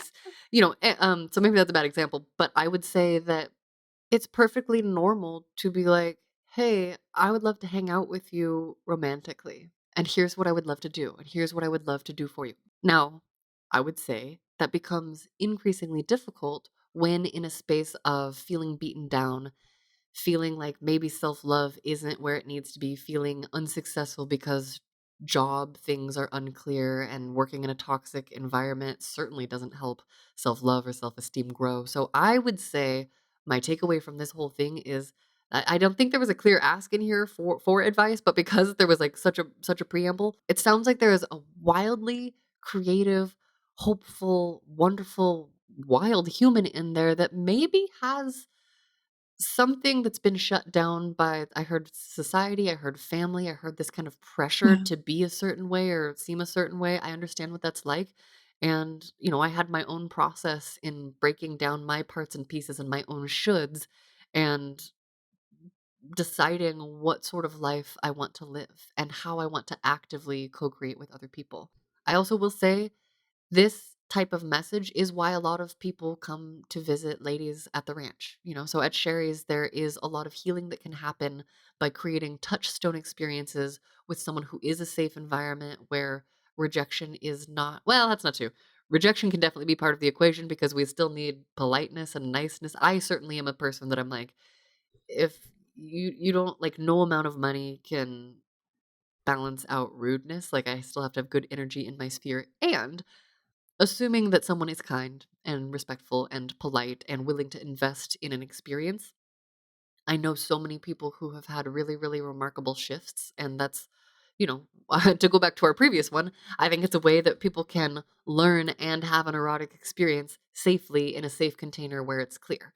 And I definitely have helped some people bring their wild parts out in those sorts of ways. And I think it also is a matter of how willing are we to look at our pain points and how much are we willing to invest in our own healing. And I know that penis owners, especially, are discouraged from therapy often because it has to do with feelings. And I will say, I personally would not consider a long term relationship with anyone who has not done a good amount of work on themselves. Therapy is not the only way to invite healing. However, it's a Yeah. great way to have someone hold space for another someone. And the last thing I will say is if therapy feels unreachable, I really, really, really stand by the book You Can Heal Your Life by Louise Hay. I know Mm. that some people are like, "Oh, it's woo, it's so woo woo." And she's the fairy godmother of self-help. It really is helpful. It really has helped me reconstruct my thought patterns in such powerful ways that I see where I am limiting myself. And I see how I actually can heal my own life. And it's not to say that the patterns go away immediately, but if someone Yeah. feels like therapy is not accessible or not an option, I would say start there and or do whatever sort of healing or self-help on yourself that can bring about more self-love at a deeper level because when we have that deep, deep, deep need, like, when I was in my succubus mode, like, just looking for other people to fill my void, it's not a good look. It's not hot, it's not attractive, and the more that I'm in this sort of, like, state of goddesshood, knowing that I've got me, that I can take care of myself, that I have plenty to offer, and that I can entertain myself, it is increasingly attractive, and in the meantime, make love to yourself. Have you done a Mm. masturbation, meditation, sensation exploration? Let that be powerful. Let that call in the energy of partnership that's loving and nurturing and safe that you want. And at the same time, Yeah. I want to validate the bummer stuff of what society creates in those situations, and also like there's always hope. And it's only when we tell ourselves really gnarly stories about it's too late that then we give up on ourselves, and that's the opposite of self love. So Yeah. yeah. All right. Next, we've got a sweet follow up message from our friend N. And then life happened. Hi. I just wanted to let you know I haven't given up on my dream of talking with you. Woohoo! Me In the neither. Whoever it in the midst is. of my busy travel schedule and finishing construction on a new garage slash office, my dad had to start chemo and the world turned upside down. The Damn. overwhelmedness, is that a word? I need it to be a word. Of being so far behind in things, coupled with suddenly having to become a parent for my parents, and let's face it, staring directly into the face of mortality, is trying to crush me. Deep breaths. However, your podcast is one of the things that keeps me going. And to manifest actually getting to talk with you, I've started writing my story. When life put me in a holding pattern, I got a notebook and started writing. As it comes back to me, I feel I have a couple of really interesting insights that I am excited to noodle with you, and I feel like I have something of value to add to the conversation. I think my story might be helpful encouragement to older adults who never got to fully play with sex but need to take control of their pleasure and do so. And for young adults, every time we can tell them of our experiences that went sideways, maybe we can help even just one of them make a better choice than we did. So back into the fray. I hope you guys are staying safe and well. Please take care of yourselves. N. And I am so sorry to hear about your dad. That sounds really tough. You. And I am so glad to hear that you are writing and to hear that it's only a matter of time before we speak. And I really hope that we speak either in November or January so we don't have to wait a whole other year. That is really sweet, like really special. Yeah. And thank you. It especially on the days where I'm like, "Oh my god, this podcast is so much work and I'm traveling so much and does anyone even care about these conversations and what does it all matter?" Like, does the world need another podcast? It feels so gratifying to hear this and then to get to look forward to connecting with our sweet audience is awesome. So I am so color me curious to hear what these noodles are, and I look forward to noodling on them with you in divine timing. All right. And our next one is a YouTube comment from BW, and this is on Jay's episode, Submissive Sissy and Pantyhose. And I have the note of just saying that there are other commenters who have been agreeing and feeling really seen by Jay's experiences. So Okay. here's the comment. What is it about pantyhose that attracts me and the rest of these guys? It was like it was instinctual. I remember being in elementary school and ogling the young teachers in short skirts, all in pantyhose. I am more attracted to a woman wearing it, but I too, as a child, tried on a pair of my mom's and got an instant erection. I have tried to get my wife to wear lingerie, but have had little luck. I told her recently I would pay her. I may, That's lol. hot. We're 62. She looks great. Okay, And that's the obviously this is my comment. money kink talking that's gonna say this loudly first. The idea of partners paying each other is so hot. It's so hot to me. It's hot to me both directions. I had a partner just a few weeks ago Venmo me $30 to go do a nice thing for myself as I was en route, in my travels Oh, coming and going, and I got so turned on, and it's not about the amount of money, it's about the thoughtfulness behind it, and then I got to also, like, repay the favor in another way. I mean, I think concrete shows of value are so hot. I understand that's not everyone's thing. I'm also like, if you've already joined your lives and you see your assets as together, it's a really fun game. And that's and just but yeah. showing and if your assets are not together, then it's like, hey, go treat yourself. Go do something. Go do whatever you want. Like as much as I like flowers, as much as I love food, I also love being able to buy those things for myself or my friends. Like I love being able to go at, $30 is a coffee and croissants for a few friends. Like I love that. Yeah. Um Yeah. and so okay, so to go back to the topic, because that's like the idea of paying your wife to wear pantyhose, especially if it's something that she doesn't want to do. I'm like, how would that change people's sex lives if instead of trying to like convince partners into things, I was like, babe, I'll pay you. Like I will here's how much I want this thing. That's so hot to me. Okay. Yeah. Wait, it's hot to you too? Do you explicitly have a money kink or is it just cute? Like what does it feel like for you? I don't explicitly have a money kink. It's more it's the feeling taken care of, I Yeah. think, It's like for sweet. me. Yeah. It's so sweet. I mean, when we went to the spa, you paid for my parking and you texted me beforehand. And I was like, "Oh, that's so nice." Like it just it lights me up in like a really lovely way and it feels really taken care of. Yeah. It's nice. So nurtured. Yeah, and especially I think in this case where one partner wants something, the other one's like not that into it. It's like, let me find another way to nurture you. Like, can I inspire it? And I think that's completely different from just like, come on, babe. Like, Yeah. like Yeah. kind of like coercive, But or I even want yeah, it. or even the like tit for tat, like I'll try this sexual thing if you try that sexual thing. And it's that might work for some people. And I think like the subtlety of the energy is what makes a difference, right? Like it's like, okay, if you want to, versus like, what can I do to excite you? So I would love to hear from BW if that did indeed take place.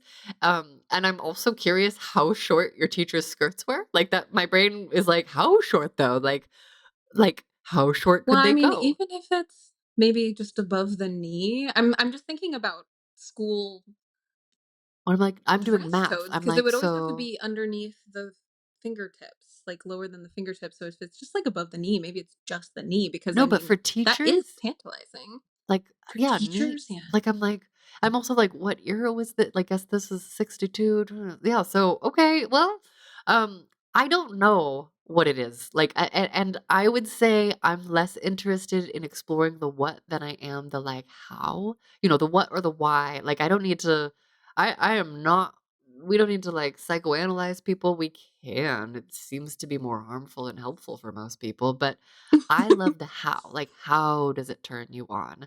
Like, how did it make you feel? I know for me, the positive part of pantyhose are feeling squeezed. Like, I love the compression feeling. Mm. I love that it makes legs look perfectly smooth, like unnaturally shiny in some cases, depending on the texture. They have the matte ones, they have the shiny ones. I Yeah. like all of it. I love that the leg shape is there, but you can't see the skin. There's something like enticing about that. And the feeling, yeah. Mm. For a while, I love how squeezy it is. And then sometimes I'm like, I can't breathe, get it off of me, especially if it's hot. It's too squeezy. Yeah. I'm itchy, or like what I would hate as a younger child having to wear pantyhose or like putting on tights, like the white tights. I called those tights, not pantyhose, but Oh. like those Yeah, I stockings. would call them, yeah. I hated when they would fall down my crotch, like so that the top of my legs could touch each other between them, and feeling that feeling was a no-go for me. So Oof. like for me, No, it's the that's terrible. tightness, it's the constriction, it's the being, squished together. It's the reason that I think I will like latex when I try it. Oh my god, that's the other update. I have a latex skirt now, and I have all the things to get in and out of it. I'm gonna have to put it on at some point, but I haven't. Exciting. I want to have help with someone who's better at latex. So yeah. Do you have any additional thoughts on pantyhose? I love that people I want to know how many people get erections Well, when they come into it's contact so with. funny because anytime I'm compiling these comments, I'm like, "BW, apply to be a guest. We have so many questions for you. We wanna know more." Agree. Like, Agree. that's Agree. all. I'm like, that right there could be a full episode. I mean, yeah. Truly. Wow. That's yeah. Alright. Well, okay. Our next one is a YouTube comment from DW on Lady C's episode Foreplay for Days, and it says, "Great show, Luna. I learn something new or an idea gets activated almost every show I watch. Thank you and keep up the awesome work." Ooh, thank you so much. And if this is the Mhm. DW that I am thinking of, extra nice to hear from you. Our next one is from LG, and this is from the puffy jacket fetish, I which think about was this L's so quickie often. story. I think about this so So do often, and I took a picture with a giant puffy jacket that I found in New York last year. Like, I'm like, I can't find the original. Did we find the original email? I don't know where it is. Okay, the anyway. puffy jacket. I'm not sure. Anyway, so this comment is, "Hello, I am a German straight guy, 21 years old, and I have a fur fetish. When I was 11, that was when I found out how beautiful real furs are, especially on women, and it really turned me on every time I looked at them on public sidewalks. For about 2.5 years, I have collected furs for myself and found out also that real fur coats fit so well on me. It's like a perfect match and a present in my life. So, furs are 50-50 for fetish and as a fashion icon. I don't care what people think of me wearing real furs, and I got many compliments on my furs that make me happy. Fur is a special material that makes me horny, and I love to play with it and to touch it." Okay, so I think that's really cute. I love hearing the different types of fetish. Also, I'm getting strong. Let me just start by saying I'm getting strong Venus in furs vibes. I don't know if you have read that. Mm. Like Yeah, I it's have. yeah, sacrosanct. Like very, very much. I mean, I didn't hear anything about power dynamics in here or like aunts who might like administer disciplines. And that said, I think that if anyone is going to wear real fur in this world, it should be someone who has this level of appreciation, like this level of fetish for it. And, Yeah. especially I'm imagining this person attracting all of the vintage fur, all the fur that's out there. And like, Mhm. I'm not weighing in on like the should there shouldn't there be furs. I definitely have inherited a couple of pieces of fur, and I also definitely found an old piece of fur coat that I like. Oh my god, soft, fuzzy, love the animal. Like we gotta honor them if they already are a coat, is my opinion. And I think that having that level of reverie is special. I'm like, Yeah. yeah, if someone was gonna take my skin, I would want them to appreciate it that much. Is that weird? No, I get it. Okay, who do we have next? We have a YouTube comment from CK on Gigi's original episode, and this one threw me a little bit, so listen for the ride. Is this podcast like some highbrow audio porn, or is this real? It feels kind of forced at times. This is a legitimate question. If it's all fake with the purpose of getting people all fired up, I have to say, pretty freaking good concept. I don't know how to feel. Am I happy? Am I sad? I I'm don't know. I deeply disappointed and like laughing that someone thinks that I would go to all of the like no, I think what it is for me is like the idea that I would be capable of being that level of strategic, which is represented nowhere in my work. Like I'm so deeply driven by curiosity that that is hilarious. And I'm like, is maybe Gigi's original episode is how she was orgasming. I think she orgasms in that episode or makes the noises. Oh, Um, that's maybe. just Gigi. That's how Gigi is. That's why Gigi is That one of yeah. my best friends because she shows up and she's like, "I'm like this," and it's appropriate. We hang out around her family, my family. We call each other wives, and so it's like we have all of our siblings, our parents, or our parents, whatever we like. But I think it's so funny that someone would think that I would contrive that. Like, I'm also like, that Like person the has no idea about me, and also, like, that to me would be a mind-boggling way to spend one's life. Like, I'm like, the idea, because even the amount of time that it takes me to write out the how to brothels or the amount of time that we take preparing and recording these episodes, like, that's so funny, and I'm like, yeah. "Could this person please give me" I'm like, "I wanna hear what feels forced."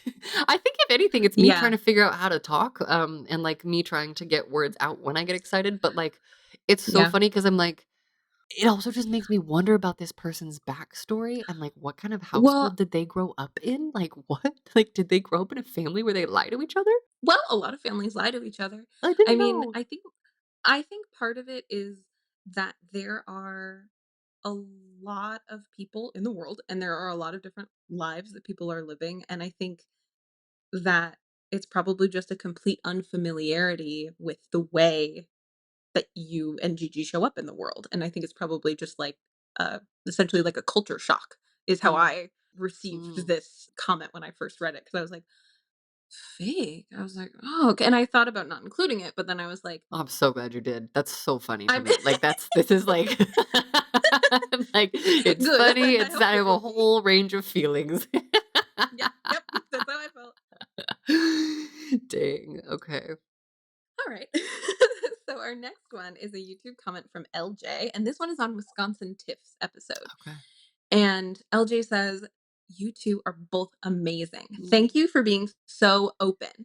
My fiance and I are, I guess you could label, swingers, and you just helped me remove the last of the guilt. LOL." Wow. Great. Amazing. That's so great. Oh, May right. all swingers and slutty people of all types feel very, very sweetly satisfied with their decisions. Yes. All right. This comment is from JK, and this one's on Camille's episode.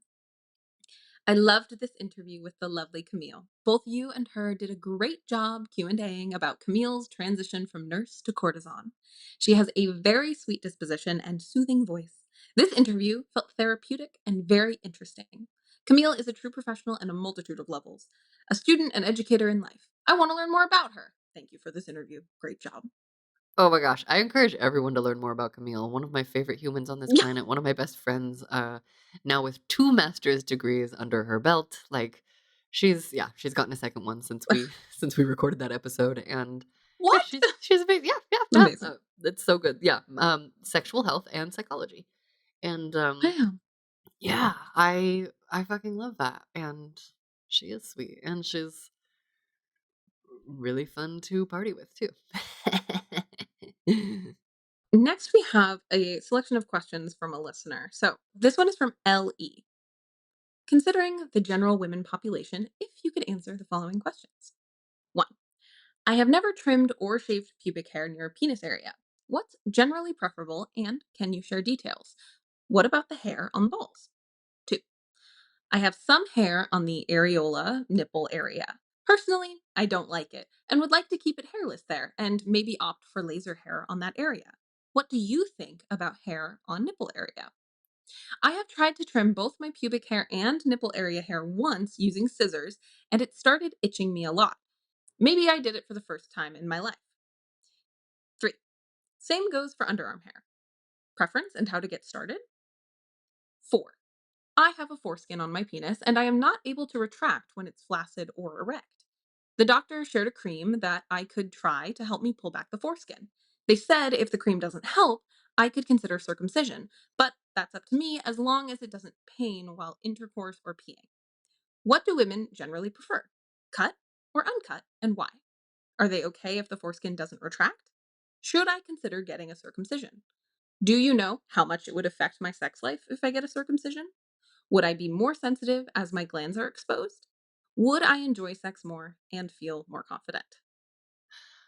Wow. Well, okay.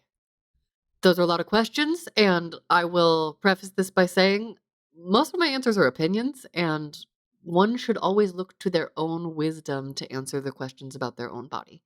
Starting with foreskins and penises, I've only ever seen one foreskin that did not retract, and he was fine about it, and he had great hygiene. And that said, my understanding is that it can cause complications, particularly if a penis owner with a foreskin that never retracts is regularly fucking a pussy owner because that can fuck up RPH, like whatever is, and if you can't retract the skin to clean, stuff can get stuck in there and it can create bacterial infection. That is my understanding. I'm not a doctor. I am curious that they only gave you the option of sounds like full circumcision and this cream. I'm team cream. I'm team cream for sure. Here's why. I'm not anti-circumcisions, but I do know that I think it was Mo back in the day had a botched circumcision. They cut a little too much and his sensitivity was affected. So this is very, very delicate, sensitive skin. And I do believe I read somewhere, don't quote me on this, but my understanding is that those who still have their foreskin often have a greater level of sensitivity. And I will just say, from a hand job perspective, I love giving a hand job with someone who has a foreskin. Like at the point where we get to blowjobs, it's going to retract anyway. And I definitely remember like early on, I had partners who had foreskins, and every foreskin looks different, but I didn't even realize that they weren't circumcised. Whereas some people talk about like being scared by a one eyed snake or all these other things or the burrito. And like I've seen those ones too. I think they're very interesting. I love having more skin to play with in different ways. And I personally, especially as an adult, but even for babies, like I would say, let's keep all of our sensitive parts. Let's keep them there. Let's keep them intact. Let's not risk surgery. I also am from a family that has the ethos of stay away from surgery unless absolutely necessary. So that's where my perspective is biased from. I think also, I mean, this is the month of masturbation, meditation, sensation explorations, and I have no idea what it feels like for you to have a foreskin that won't retract, but presumably, since I received this message on OnlyFans, you are an adult, and that's been the case your entire life. So it might take some time to stretch, but also, like, what a cool opportunity to play with every day. With and without cream, my understanding is also that some people who have had circumcisions have gone to great lengths to stretch the skin of their cock so that they can basically have a foreskin 2.0 because it creates a barrier when it comes to stroking. So I would definitely say the opportunity to explore that sensation, to let skin stretch and do its own thing. Your body is magical and powerful, and I mean, I would be also really, really curious to hear that saga. Like day one, the report is this, or maybe like a weekly check-in about like how your foreskin stretching is going. Because I wonder what kind of cream it is. I'm like, skin Yeah, stretching cream, maybe something to like, is it what they give like a like something to lubric. I'm like, I don't know. is there like a skin elasticity cream? Okay, well, you might wanna go to Dang, another you should doctor apply to if be a they're guest. I know, I'm like, "Oh, please be a guest." Um, as for hair, everything else seemed to be hair related. So, Mhm. every person has their own preference. I definitely have been around other people who really, really prefer it when their partners are fully shaved or trimmed. I have really sensitive skin, so I do not use a razor blade on any of my sensitive parts. I used to wax, that led to some scarring. I got sugared, that led to scarring. Like, my pussy skin is like, please leave a little hair. And so if I trim, I use an electric razor. I still have the Manscaped razor, but there's similar things that are created with plastic guards rather than metal pinchy parts. So, like, when I used to shave my head, I would not use those clippers on my pussy hair. That's not the same kind. They have ones that are made for sensitive regions, and so I would say do an initial trim with that if you want to trim, and then if you want to get really, really close, I use an old, like, Panasonic. It's made for older men with sensitive skin to shave their faces. So it's a shaver, electric shaver, and I use that on my legs. I am in the process of getting laser hair removal, and if you know for sure that you want to have, naked nipples for the rest of your life, I would say definitely get laser. Before I get laser, they tell me to shave it all the way down, so I would use the electric method. I don't know what scissor wise would have caused itching unless you were getting a little too close to your skin with scissors that maybe needed to be washed ahead of time. Because I, Mhm. I also use tiny, like, eyebrow scissors to trim my hair sometimes. But you want to be pulling hair away from the skin and not getting scissor blades too close to your skin. I would say it's all very, very personal. One of my partners asked me recently, like, "Hey, you're coming to visit. Like, do you want me to? Should I shave my balls?" And, like, I love smooth balls. I also love hairy balls. As long as my partner doesn't mind if I'm going down on them, if I pause to, like, take hairs out of my mouth, I also am a person who's fairly undisgustable and I like variety. So I'm like, "Well, I do like your shaved balls, but could we?" My actual answer in this moment was like, "Well, could you leave it this time since last time it was shaved? And then next time you could surprise me." Like, I really love variety. I know that people, so I would say if you have a partner, if you're interested in getting a partner, like, ask them. With underarm hair, it's same deal. Do you like having it? I know lots of people of all genders who like having armpit hair, and I know lots of people of all genders who like shaving their armpit hair.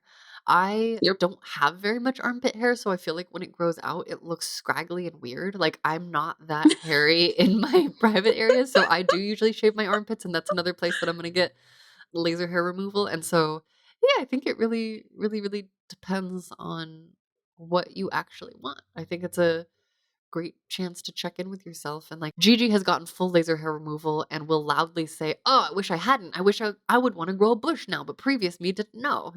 And so, Um, like, you just never know. There might be a fun time to have pubic hair. And if you're a very sensitive person and you don't like the sensation of hair, get rid of it. That's fine too. It's like, what will make you feel happy and sexy? What are your hair thoughts, Kimberly?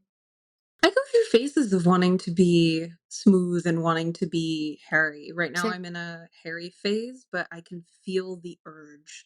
I can feel the Really? smooth urge coming over me. Yeah, I've been like feeling my leg this entire time, and I'm just like, wow, what if I shaved this soon? So it really just depends. I totally get it. Yeah.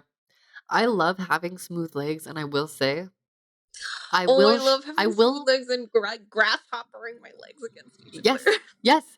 Or My feeling favorite. like crawling into fresh sheets because I will use a metal razor on my legs. Like, I will use a Mhm. full razor there. And so it is a closer shave. And when I have soft, soft, smooth legs and I'm crawling into fresh sheets and they're soft, and I feel like that is such a yummy feeling. And I don't know if people who have laser hair removal still feel that way. Like, I don't know, because I know that when I had a shaved head, it would get less sensitive when I would, like, regularly make it short. And then I would talk to my bald friends, and they said that their head eventually got less sensitive. So I don't know if that happens with legs too, but I Ah. am a huge fan of sensory everything. So, Now we have a lovely email that you would like to read. yes. Okay. So this is an email from my submissive who decided to chronicle our entire first night together. To hear this submissive's sexy details, stay tuned for a standalone bonus episode to discover what pleasures can be reached with a life changing dominant.